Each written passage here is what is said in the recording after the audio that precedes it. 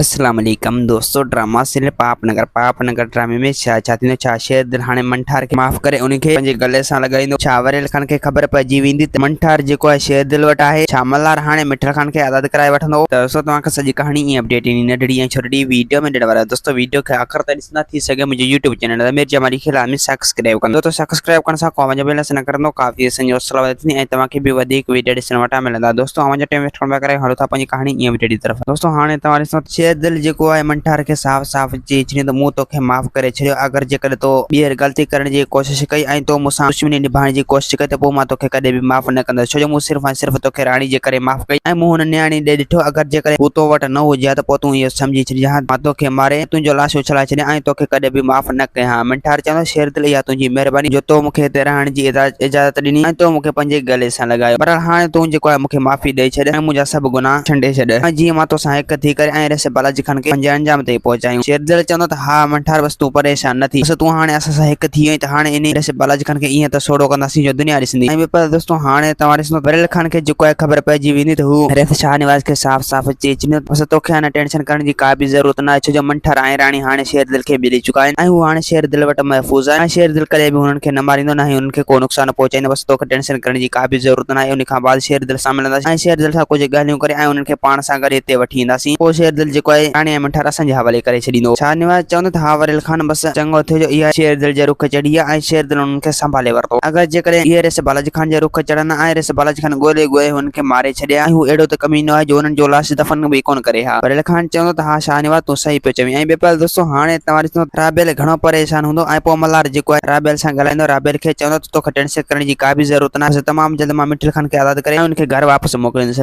राबेल चवंदो त मल्हार तूं असांजे मथां इहो थोरो न कर। दोस्तों उमीद त कहाणी आहे कि पसंदि असांखे ॾींदा हाणे जा त वरी तव्हां सां मिलंदासीं के नईं वीडियो में। जेसीं ताईं पंहिंजो ख़्यालु रखंदा। खुदा हाफ़िज़।